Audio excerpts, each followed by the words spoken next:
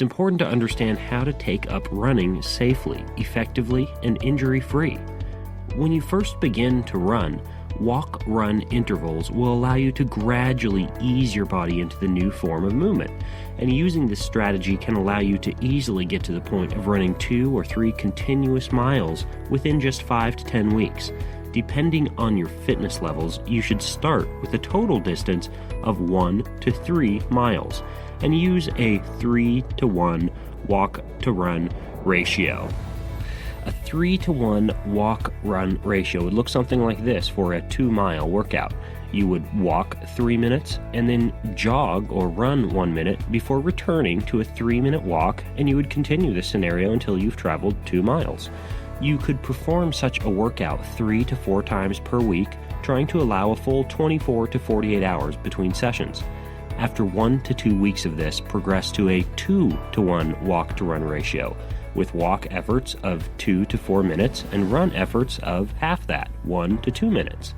1 to 2 weeks later, move on to a 1-to-1 walk-to-run ratio, walking and running for an equal distance of time and still only running a maximum of about 4 minutes at a time.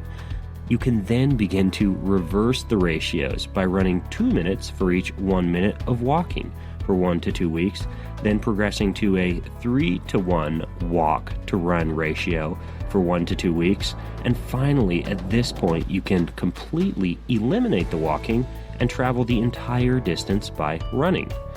If you want to add more miles, you can then begin to increase the total running distance by adding about 10% distance each week. See, absolutely no algebra involved.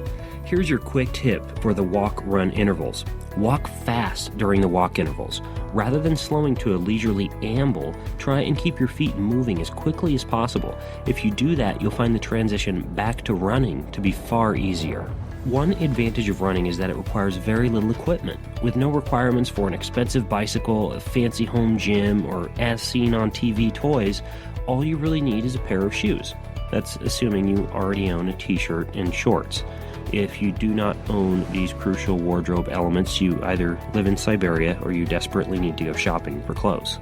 Choose running shoes that are designed for running, not walking, golf, tennis, basketball, cross-training, or bowling. Finally, purchase shoes that are comfortable. Running shoes should not feel hard, stiff, tight, or loose. Imagine yourself as Cinderella. You want the perfect slipper, and you'll be very thankful for that perfect slipper when you're spending several days per week pounding it on pavement. Often, new runners tighten up in the shoulders.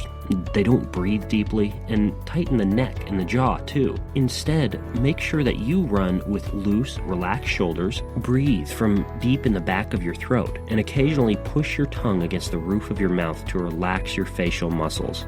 Here's my quick tip to relax while you run. Take 1 deep breath for every 2 steps. If you turn blue in the face, then relax your body, check for tight shoulders, neck, or jaw, and try again. Ask a friend to video record you from the back and the front while you run. From head to toes, here are 3 crucial elements to look for on the video. You should be leaning slightly forward with a tall, proud posture and relaxed shoulders. Your elbows should be bent at about 90 degrees and shouldn't swing in front of your body. Your feet should strike the ground with more of the midfoot than the heel. If you're smiling and wearing a cool outfit, you also get style points. If you're being recorded, then dance like nobody is watching. Pretend the camera is not there and just run as you always run. This way you'll truly know what you look like when you're running. If you follow the tip, then you'll experience a smooth and enjoyable transition into running. But if you do happen to get foot pain, knee pain, hip pain, or back pain, consider visiting a sports medicine physician to make sure that you don't end up watching a 5K instead of running it. In other words, don't run through pain. It's simply not worth it.